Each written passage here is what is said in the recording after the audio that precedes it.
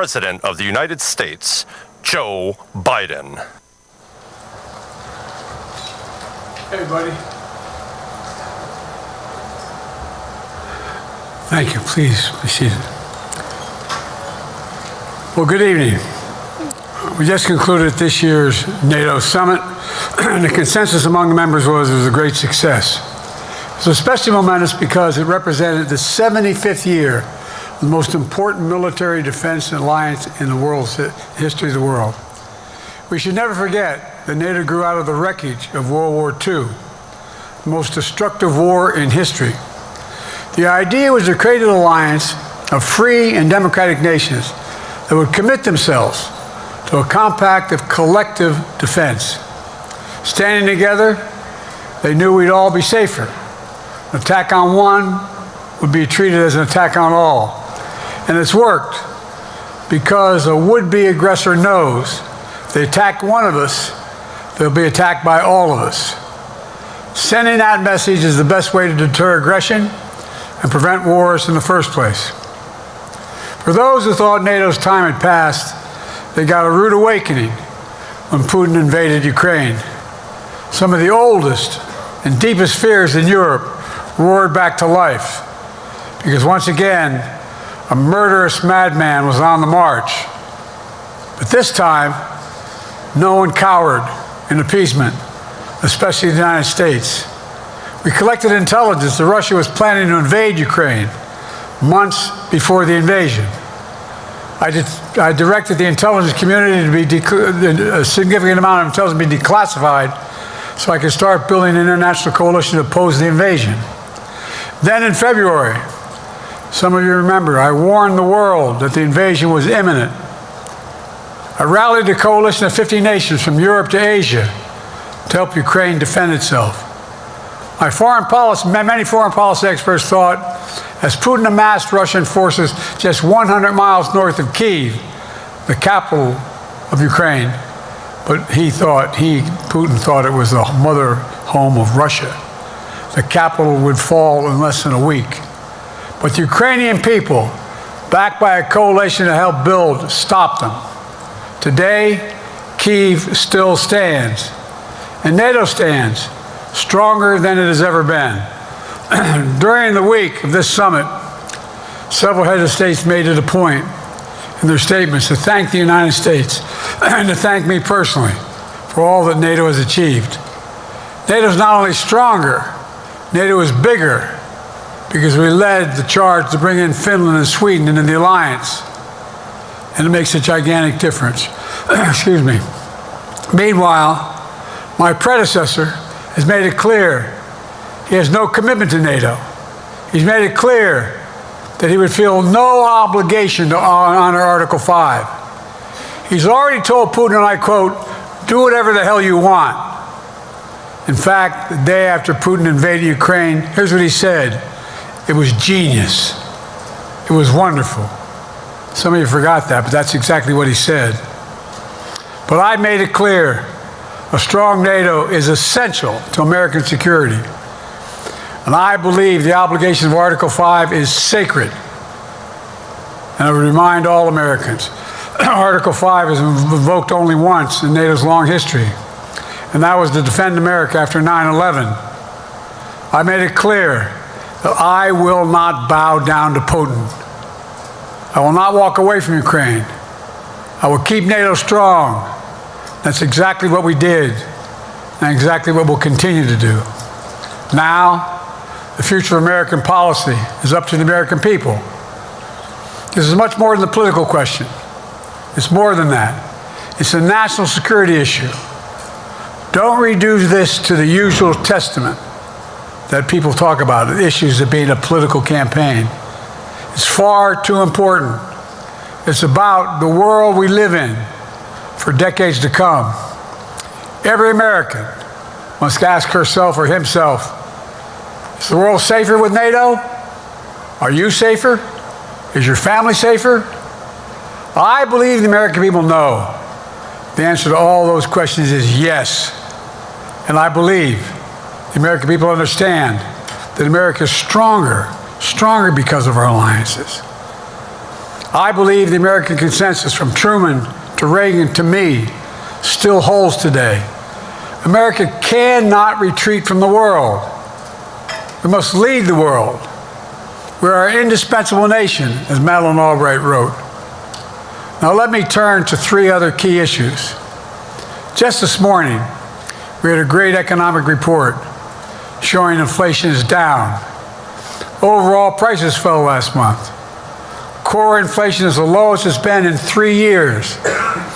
Prices are falling for cars, appliances, and airfares. Grocery prices have fallen since the start of the year. We're going to keep working to take down corporate greed to bring those prices down further. Meanwhile, Trump's calling for a 10% tariff on everything Americans buy, including food from overseas, vegetables, and other necessities. And economists tell us that would cost the average American working family another $2,500 a year. It's a tax of $2,500 a year. Second, our efforts to secure the border, southern border, is working. After Trump killed the bipartisan effort to secure the border, Republicans and Democrats had worked on, because he thought it would benefit me and make him a loser, Republicans walked away. So I took executive action last month. As a consequence, working with Mexico, border encounters have gone down over 50%. The current level is lower today than when Trump left office. Third, for months, the United States has been working to secure a ceasefire in Gaza, to bring the hostages home, to create a path for peace and stability in the Middle East. 6 weeks ago, I laid out a detailed plan in writing. It was endorsed by the UN Security Council, the G7. That framework is now agreed on by both Israel and Hamas. So I sent my team to the region to hammer out the details. These are difficult, complex issues. There's still gaps to close, but we're making progress. The trend is positive, and I'm determined to get this deal done and bring an end to this war, which should end now. Let me conclude where I began. We're the United States of America. We are the indispensable nation. Our leadership matters. Our partnerships matter. This moment matters. We must rise to meet it. With that, I'll take your questions. I've been given a list of people to call on here. Reuters, Jeff Mason.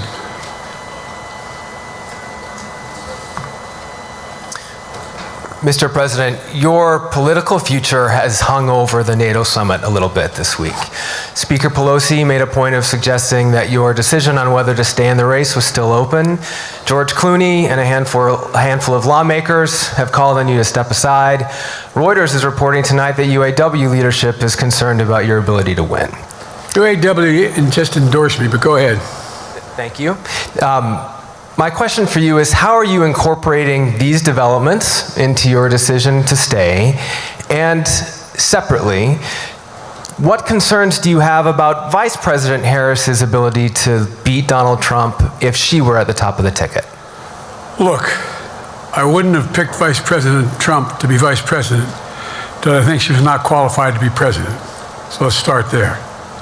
Number one, the fact is that the consideration is that I think I'm the most qualified person to run for president. I beat him once, and I will beat him again. Secondly, the idea, I served in the Senate a long time. The idea that senators and congressmen running for office worry about the ticket is not unusual. And I might add, there are at least 5 presidents running or incumbent presidents who had lower numbers than I have now, later in the campaign. So there's a long way to go in this campaign. And so I'm just going to keep moving, and because, look, I got more work to do. We've got more work to finish. There's so much, we made so much progress. Think about it. Think about where we are economically relative to the rest of the world. Name me a world leader who wouldn't want to trade places with our economy. We've created over 800,000 manufacturing jobs, 1.5 million jobs. I mean, so things are moving. We got more to go. Working class people still need help. Corporate greed is still at large.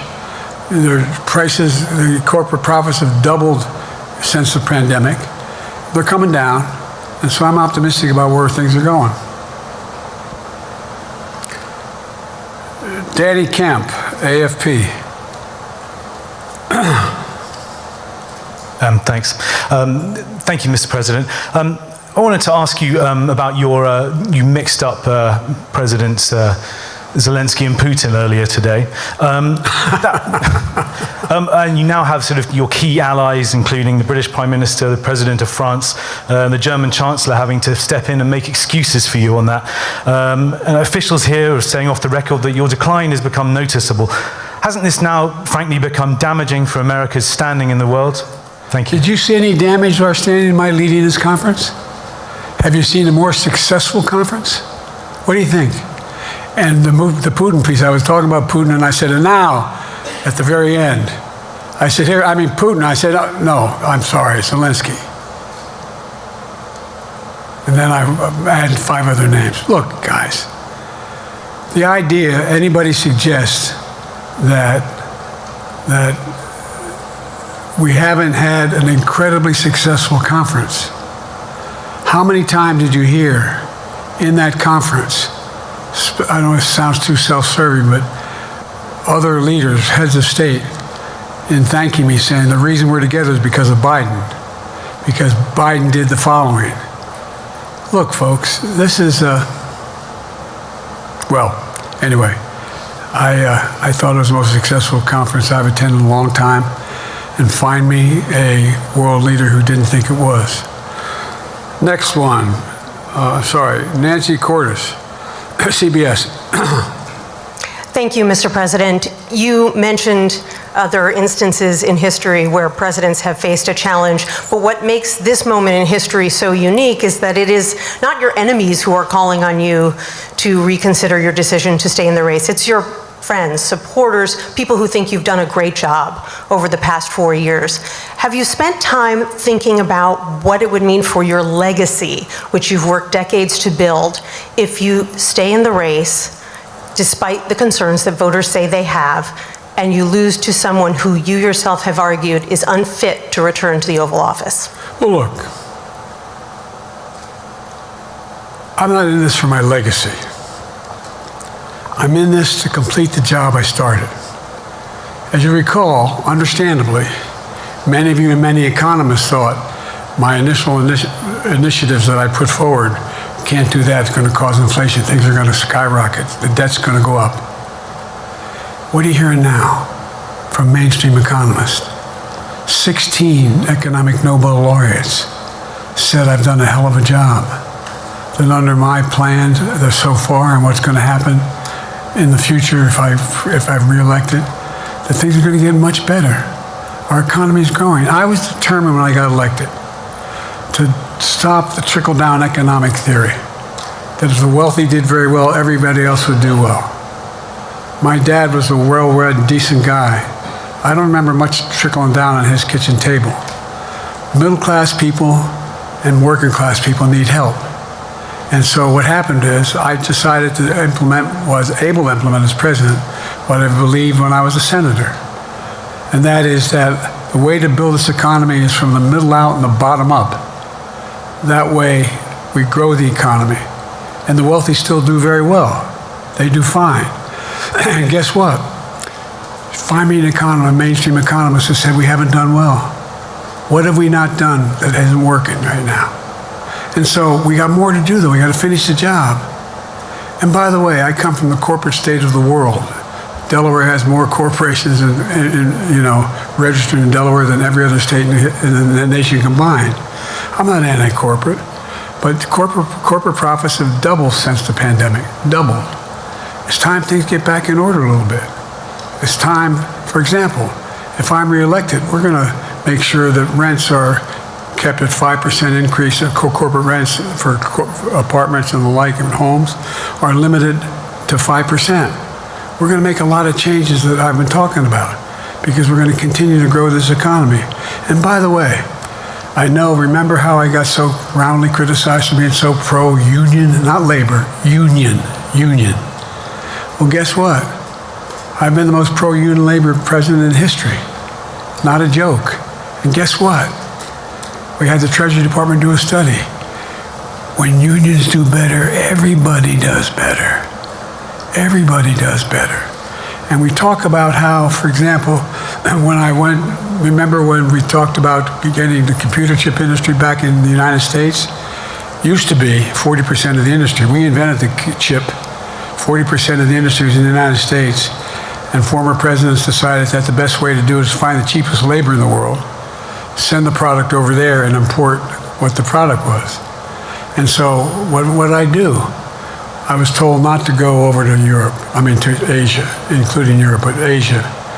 And I remember going to South Korea, convincing them to invest $20 billion in the United States to build computer chip factories. And I asked why when they finally decided to do it. And the answer was because you have the safest economy in the world, and you have the best workers in the world. So the whole idea here is we've invested, there's over $50 billion in investment in computer chip manufacturing just coming into being. None of you thought that would happen. None of you thought that would happen. But it's happening. It's happening. And it's going to grow economies. All three, and by the way, red states and blue states. Matter of fact, there's as much in red states as blue states. I've made no distinction. So my generic point is that the idea that we can't continue to build and grow the economy, make it fairer. And like I said, from my standpoint, when the middle class does well, that's when the whole economy grows. The poor have a shot, the wealthy do well, but the wealthy got to start paying their taxes. As a follow-up, sir, you mentioned that your Vice President Kamala Harris would be ready to serve on day one. Can you elaborate on that? What is it about her attributes and her accomplishments over the last 4 years that make her ready to serve on day one if necessary? First of all, the way she's handled the issue of freedom of women's bodies to have control over their bodies. Secondly, her ability to handle almost any issue on the board. This was a hell of a prosecutor. She was a first-rate person, and in the Senate, she was really good. I wouldn't have picked her unless I thought she was qualified to be president. From the very beginning, I made no bones about that. She is qualified to be president. That's why I picked her.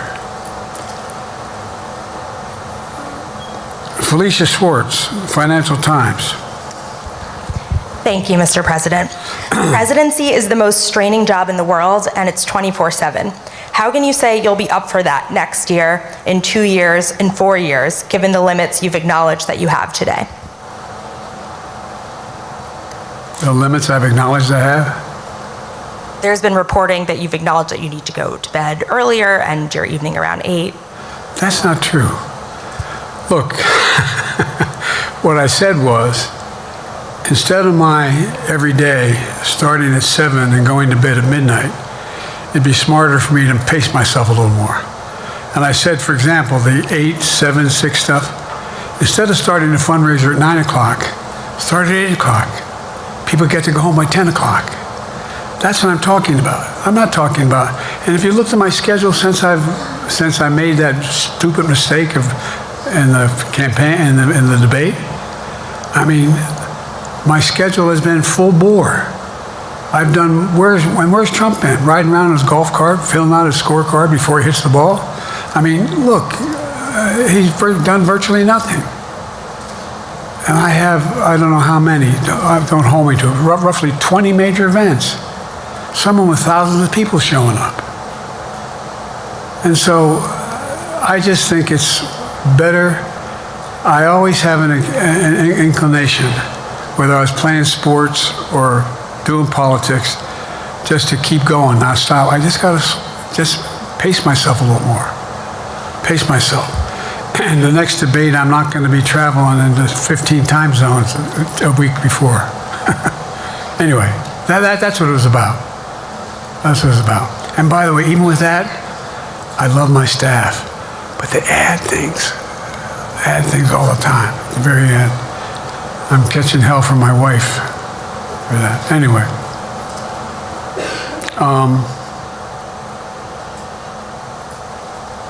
I'm sorry. Zeke Miller, Associated Press. Thank you, Mr. President. 2 questions for you. First, on the NATO Summit, President Zelensky, in your meeting with him, he pressed you to lift your limitations on the Ukrainian use of American weapons, saying that, in his public remarks afterwards, saying that Ukraine cannot win the war unless those limitations are lifted. Are you reconsidering your position on that?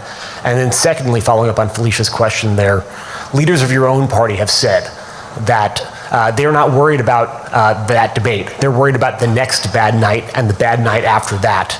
How can you reassure the American people that you are up to the task and that there won't be more bad nights at a debate stage or somewhere else? First thing about Zelensky asking for the ability to strike deep into Russia.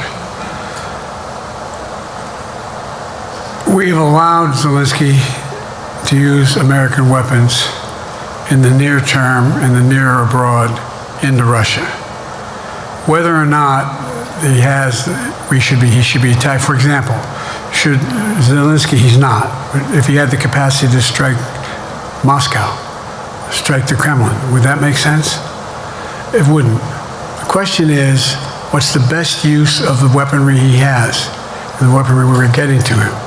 I've gotten a more long-range capacity, as well as defensive capacity. And so our military is where I'm following the advice of my commander-in-chief, the chief of staff of the military, as well as the Secretary of Defense and our intelligence people. And we're making a day-to-day basis on what they should and shouldn't, how far they should go in. That's a logical thing to do. Second question related to bad nights, sir. How can you reassure the American people that you won't have more bad nights, whether they be on a debate stage or it's a matter of foreign policy? Well, I tell you what,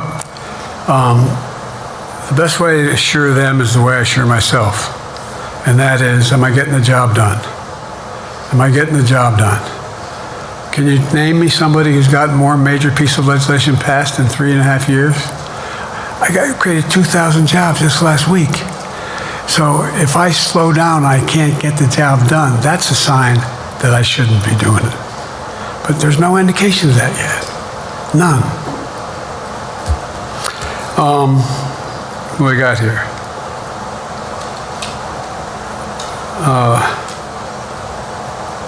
Merrick, Pulaski Radio. Thank you, Mr. President. How are you? I'm well. The elections in the US have consequences around the world. You have pretty high standing in Europe. I just asked President Macron about you, and he said we are happy to have him as the President of the United States. But there is a concern. Many people in Poland and across Europe are worried that the former president may win the election. And there's a lot of concern that Donald Trump may weaken NATO, stop supporting Ukraine, or push Ukraine to give up territories to Russia. They're correct. And yourself was warning just 2 minutes ago about it. So my question is, do you think that Europe will be left on its own if Donald Trump wins the election? And what's your advice to European leaders to prepare for possible US disengagement? Well, look, I think, how can I say this without sounding too self-serving?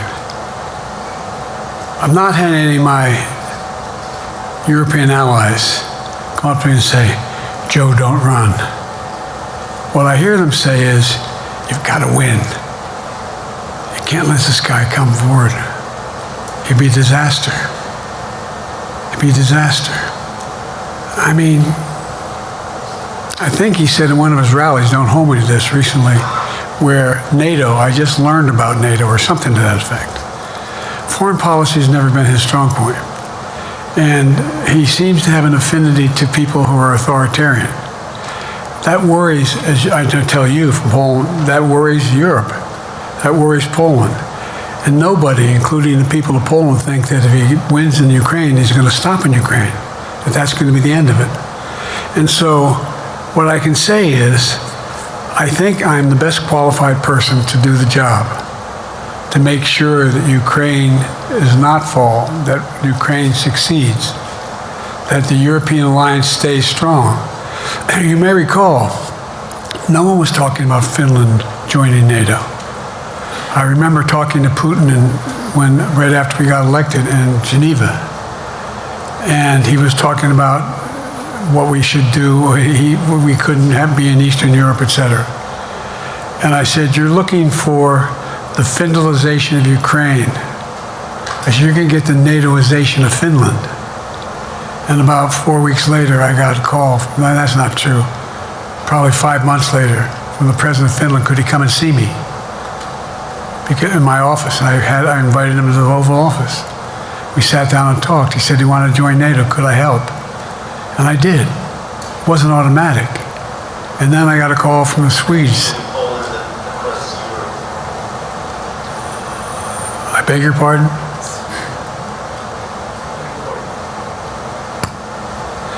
And so Finland joined NATO, 800-mile border, it's a significant, and they were already allies, but they weren't part of NATO. And you heard, I think you heard, maybe, I can't recall whether he said it publicly or in our closed meeting, but he wouldn't mind it being repeated. He said, we decided in Finland, the people of Finland decided they had to be part of NATO. It was in our interest because of the joint ability to be together, to dissuade any attack on Finland. And the same thing with Sweden. It took a lot of selling to some folks, particularly in Turkey and other places, to agree to the expansion. But it expanded. And we're a hell of a lot stronger because of it. We're more secure because of it. And by the way, I was able to get 50 other nations, 50, to support Ukraine. 50. And we were able to bring about a coalition of Europe and Asia, Japan and South Korea. I just met we talked about AUKUS, and we talked about the relationship between Australia, New Zealand, Japan, South Korea, the United States. We're making the world safer and stronger because we have to deal with the new arrangement that exists in the world. The Cold War is over. The post-war era is over. What is going to replace it? And I respectfully suggest I have a pretty good idea what that should be. I've convinced a lot of people to follow it, and we're just going to get stronger. David Sanger. Where's it? Thank you, Mr. President. Be nice, David. Mr. President, the NATO declaration that was issued yesterday was very notable because it described China as a decisive enabler of the war in Ukraine for its provision of critical goods to the Russians.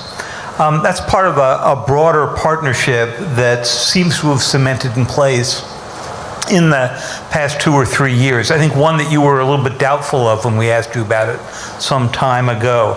So I'd be interested to know whether you have a strategy now of trying to interrupt the partnership between China and Russia, and whether or not in a second term you would pursue that, if you could describe that strategy to us. And along the way, could you also tell us whether you think, just to follow up on Felicia's question, that if you were in a room with Vladimir Putin again, the way you were 3 years ago, or with President Xi, that a few years from now you will be able to go negotiate with them, handle them one-on-one? Well, the first part of the question is, we discussed and I raised in the NATO Summit, and others raised, the future of China's involvement, what they're going to do.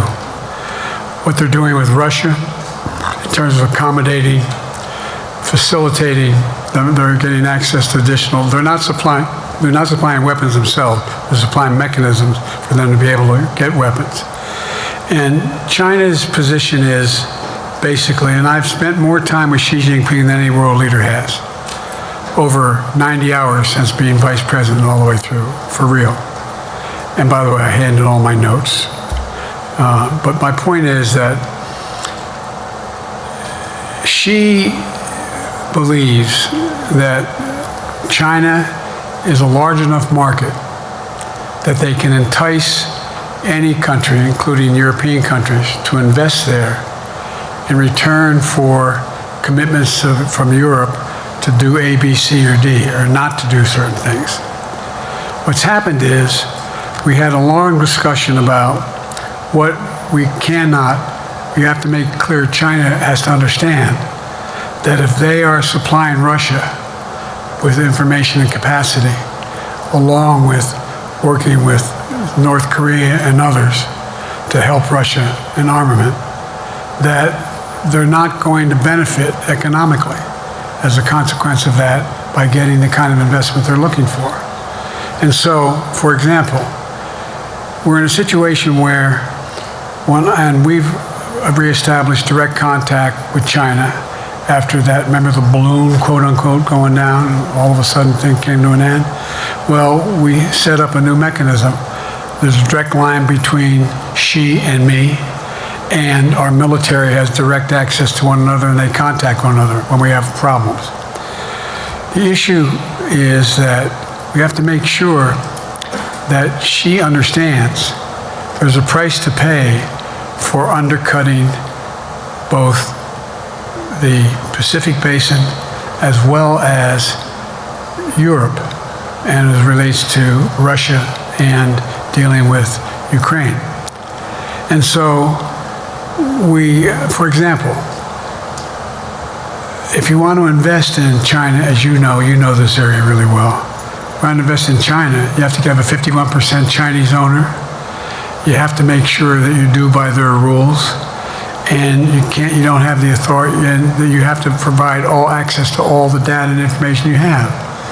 There was a while there, as you recall, the last administration and other administrations, where the access to that market was enticing enough to get companies to come in because they had access to over 1 billion people in the market, not 1 billion, but a lot of people in the market. And so they were doing it. But that got curtailed when we started saying we're going to play by the same rules.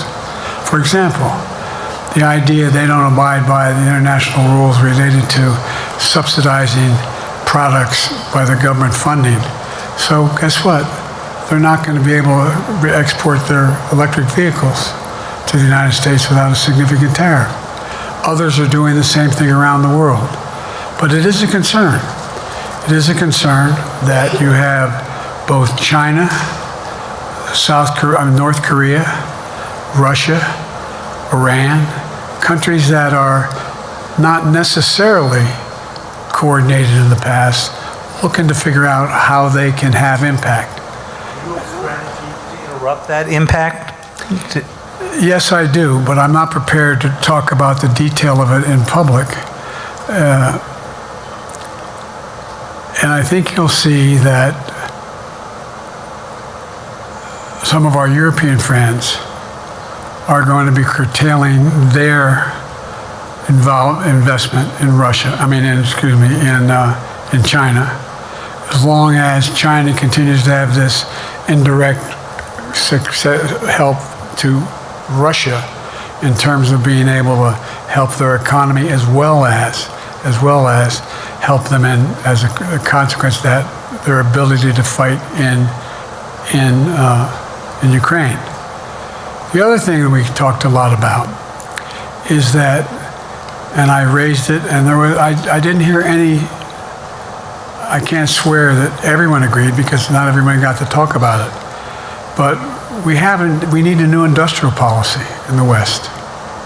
For example, we talked about how both the EU as well as NATO has to be able to begin to build their own munition capacity, has to be able to generate their own capacity to provide for weapons and the ability to, it came as a surprise to some of us how we had fallen behind in the West in terms of the ability to construct new material, new weaponry, new everything from vehicles to weapon systems. And so one of the things that came out of this was we're going to be meeting again with a number of my colleagues, my European colleagues, is what do we do to increase the capacity of the West, particularly in Europe and Japan, to be able to generate the kind of ability to produce their own weapon systems. Not just for themselves, but to be able to generate that. It's the same, it's what Russia's trying to figure out. That they went to China and they didn't get the weapons, but then they went to North Korea. But we're going to be in a position where the West is going to become the industrial base for the ability to have all the defensive weapons that we need. That was a discussion as well. Mr. President, I'm not sure you answered on whether you would be ready to go deal with Putin and Xi 2 or 3 years from now. I'm ready to deal with them now and 3 years from now. Look,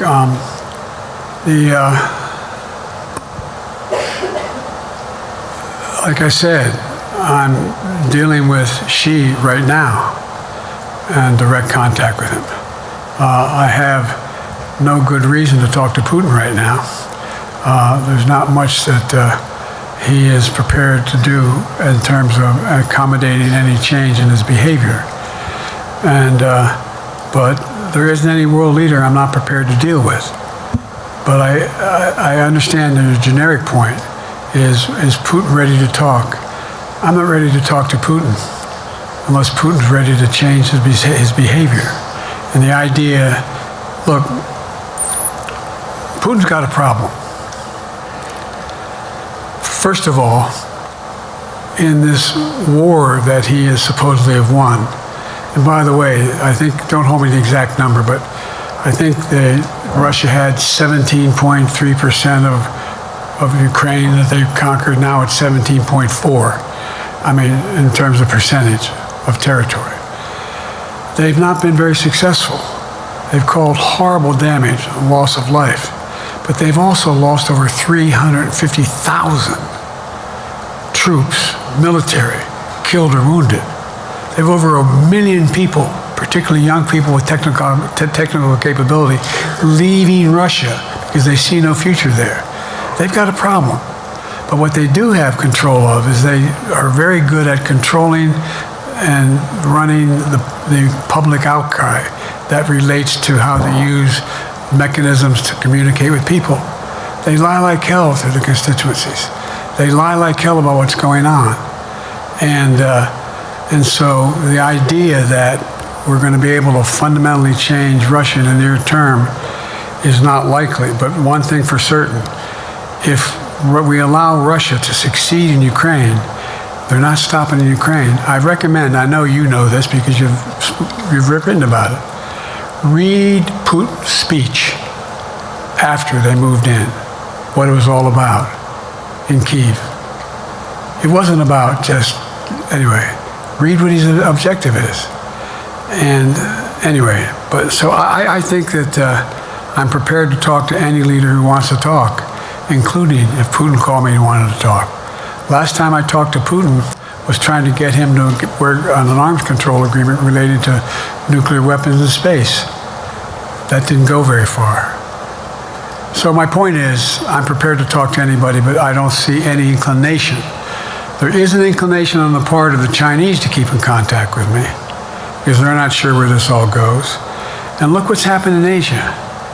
We have strengthened the Asian Pacific area more than anybody else has.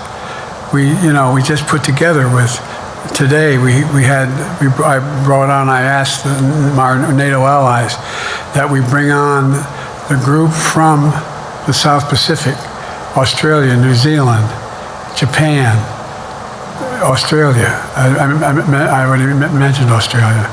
And I met twice now, I think, with the 14 leaders of the Pacific Island nations. And we've slowed down what's going on there. We've slowed down China's reach.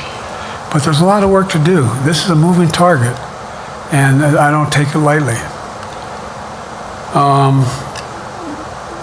Assam from NPR.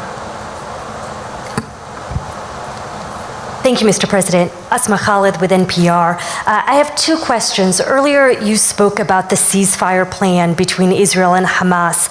We're now looking at 10 months of war, and I'm curious if there's anything that you feel personally you wish you would have done differently over the course of the war.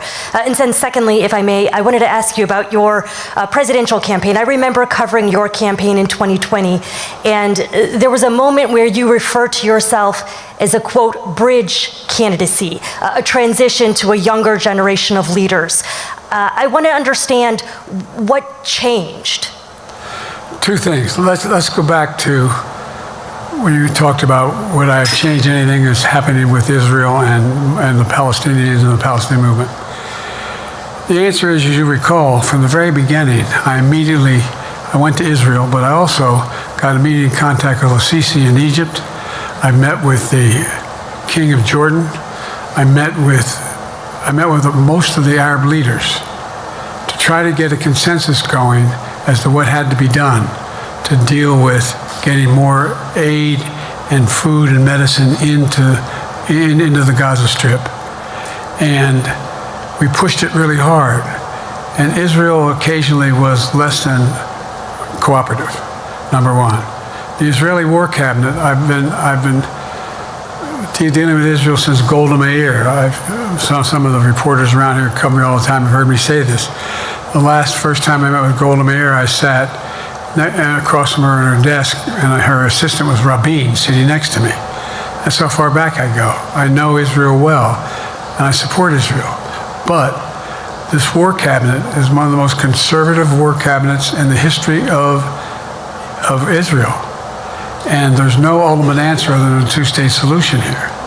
And so what was able to be done in terms of the plan I put together was it would be a process for a two-state solution.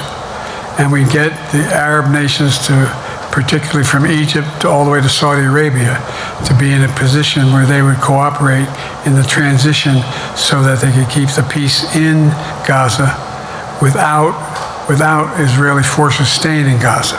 The question has been from the beginning, what's the day after in Gaza? And the day after in Gaza has to be, the end of the day after has to be no occupation by Israel on the Gaza Strip, as well as the ability for us to get in and out as rapidly as you can all that's needed there. I've been disappointed that some of the things that I've put forward have not succeeded as well, like the port reattached from Cyprus. I was hopeful that would be more successful. But that's why when I went to Israel immediately after the massacres that occurred at the hands of Hamas, the one thing I said to the Israelis, and I met with the War Cabinet and with Bibi, don't make the same mistake America made after bin Laden. There's no need to occupy anywhere. Go after the people who did the job. You may recall, I still get criticized for it, but I was totally opposed to the occupation and trying to unite Afghanistan.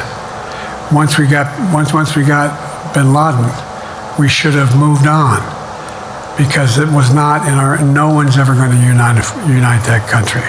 I've been over every inch of that, not every inch, the entirety from the poppy fields all the way to the north. I said, don't make the same mistake we made. Don't think that's what you should be doing, is doubling down. We'll help you find the bad guys, Sinwar and company. And all this criticism about I wouldn't provide when the weapons they needed. I'm not providing them 2,000-pound bombs. They cannot be used in Gaza or any populated area without causing great human tragedy and damage. But remember what happened when you had the attack on Israel with rockets and ballistic missiles. I was able to unite the Arab nations as well as Europe, and nothing happened. Nothing got hurt. It sent an incredible lesson to what was going on from the Middle East. So there's a lot of things, in retrospect, I wish I had been able to convince the Israelis to do. But the bottom line is we have a chance now. It's time to end this war. It doesn't mean walk away from going after Sinwar and Hamas. And if you notice, you know better than most, there is a growing dissatisfaction on the West Bank from the Palestinians about Hamas. Hamas is not popular now. And so there's a lot of moving parts. I just have to keep moving to make sure that we get as much done as we can toward a ceasefire, and get those. And by the way, look at the numbers in Israel. I mean, my numbers are better in Israel than they are here. But then again, they're better than a lot of other people here too. But anyway. Bridge candidacy in 2020, you referred to yourself as being a bridge candidate for a younger, fresher generation of Democratic leaders, and I wanted to know what changed. What changed was the gravity of the situation I inherited in terms of the economy, our foreign policy, and domestic division. And I think I won't put words in anybody's mouth. Most presidential historians give me credit for having accomplished more than most any president since Johnson and maybe before that to get major pieces of legislation passed. And what I realized was my long time in the Senate had equipped me to have the wisdom to know how to deal with the Congress to get things done. We got more major legislation passed that no one thought would happen. And I want to finish it, to get that finished. If tomorrow, if we had a circumstance where there was a lineup and I hadn't inherited what I did and we just moved things along, anyway, it's going to change. Last question. Haley Bull, Scripps. Or no, Josh Weingrove, I'm sorry, was the next one. I'll do 2 more questions. Thank you, Mr. President. Many of your colleagues, Democrats on the Hill, are watching tonight as they assess what they want to say about your candidacy. I'm wondering how you're thinking of this right now. It seems like your answer is clear, but they're watching how things go tonight, tomorrow in Michigan, next week in Texas and Nevada. Are you thinking that way about whether how the next week or 2 goes would inform your... Am I using that way, you said? Are you thinking that way about how the next 2 weeks go? Will that affect your decision, or are you fully determined on running in November as the party's nominee? I'm determined on running, but I think it's important that I allay fears by let them see me out there. Let me see them out, for the longest time it was, Biden's not prepared to sit with us unscripted. Biden's not prepared to, anyway. And so what I'm doing is, and I've been doing, I think we've done over 20 major events from Wisconsin to North Carolina to demonstrate that I'm going out in the areas where we think we can win, where we can persuade people to move our way, or people are already there. And here, look, the other thing is, we have the most extensive campaign organization of anybody's had in a long, long time. We have well over 1,000 volunteers knocking on doors, making phone calls, making tens of thousands of phone calls. We have headquarters, I forget exactly how many, I don't want to cite a number and then find out I'm off, but we have scores of headquarters in all the toss-up states. We're organized, we're moving, and that's awful hard to replace in the near term. And so, and here's the other thing. I was in the Senate a long time. Very proud of what I've done in the Senate. I was chairman of the Foreign Relations Committee for a long time, and I was chairman or ranking member and chairman of the Judiciary Committee. I'm going to be going down to the Johnson Library. Anyway, I'm going to be going around making the case of the things that I think we have to finish and how we can't afford to lose what we've done or backslide on civil rights, civil liberties, women's rights. There's that little button we have. Control guns, not girls. I mean, the idea we're sitting around, this is where Kamala's so good as well.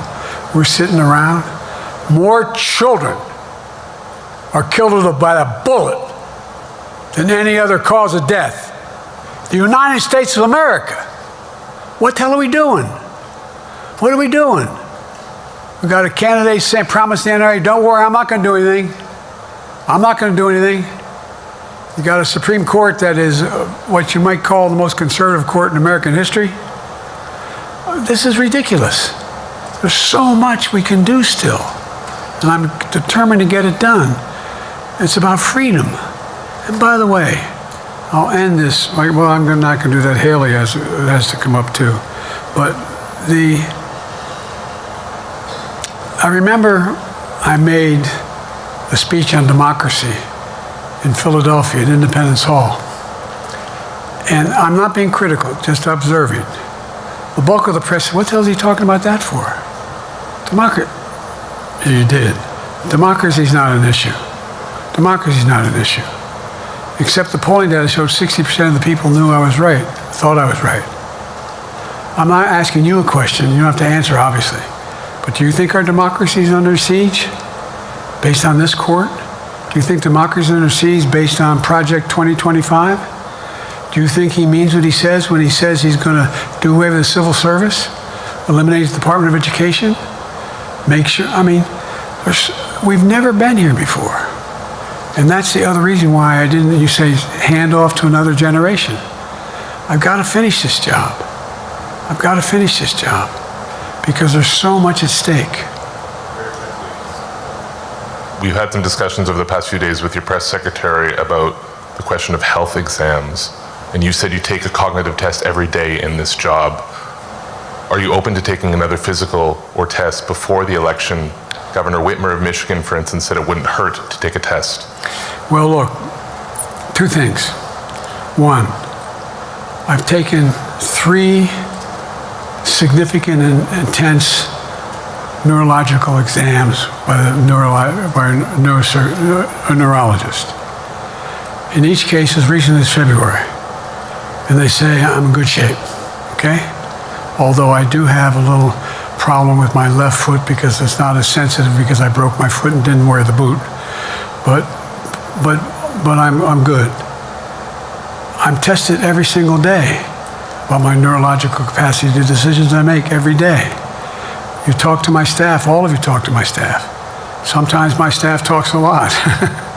But the fact of the matter is, I don't think you have them telling you that all the major ideas we've undertaken haven't been in part initiated by me. I remember when the staff, I said, I'm going to go to South Korea, we're going to get the chip. What are you doing? I'm going to get Japan and Korea back together again after essentially having hostilities toward one another since the end of World War II.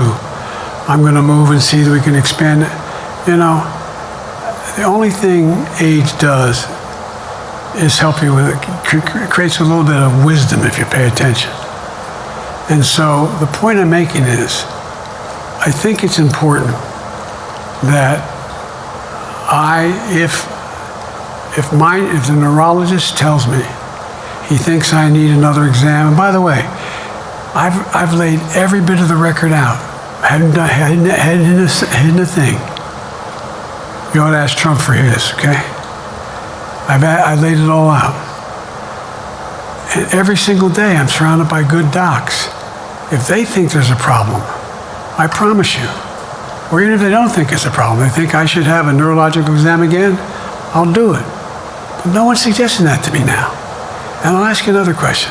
No matter what I did, no one's going to be satisfied. Did you have 7 docs? Did you have 2? Who'd you have? Did you do this? How many times did you? So I am not opposed if my doctors tell me I should have another neurological exam, I'll do it.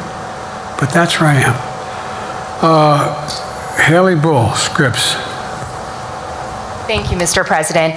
You said you're making decisions on a day-to-day basis when it comes to support for Ukraine. Does that mean you have not closed the door on further considering lifting restrictions for U.S.-made weapons inside Russia? And if I may, your convention is coming up where your delegates are pledged to make you the official nominee. If they have second thoughts, are they free to vote their conscience? Obviously, they're free to do whatever they want, but I get overwhelming support. Overwhelming support.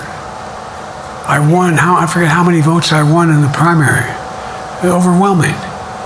And so tomorrow, if all of a sudden I show up at the convention, everybody says, we want somebody else, that's the democratic process. It's not going to happen. Even if that means they vote for someone else? Sure. Look, I'll end this with this. I served in the Senate a long time. I understand the impetus of candidates running for local office and whether they think the topic they can help them or not. In my state of Delaware, which was a very, at least it was a red state when I started, in terms of where you now talk red and blue.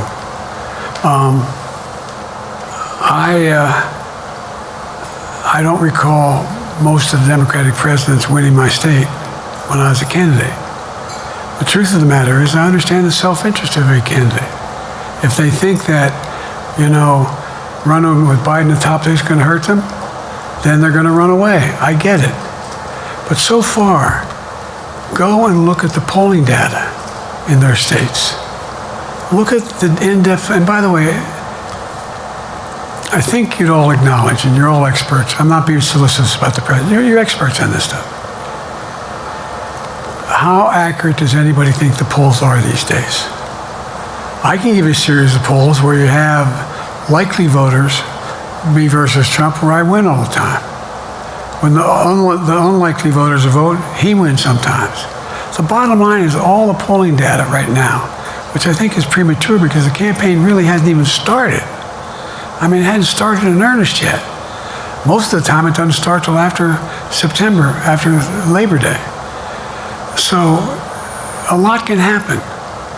But I think I'm the best I believe I'm the best qualified to govern. And I think I'm the best qualified to win. But there are other people who could beat Trump too. But it's awful start from scratch. And, you know, we talk about, you know, money raised. We're not doing bad. We got about $220 million in the bank. We're doing well. So with that, you have any want to follow up on any of that you just asked me? Yes. You earlier explained confidence in your vice president. Yes. If your team came back and showed you data that she would fare better against former President Donald Trump, would you reconsider your decision to stay in the race? No, unless they came back and said, there's no way you can win. Me. No one's saying that. No poll says that. Mr. President, okay. This ends tonight's press conference. Thanks, everybody.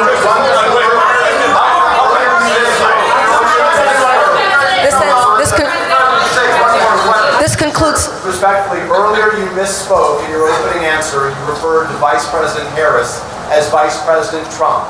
Right now, Donald Trump is using that to mock your age and your memory. How do you combat that criticism from tonight? Listen to him. This concludes tonight's press conference. Thank you, everybody. Thanks, everyone.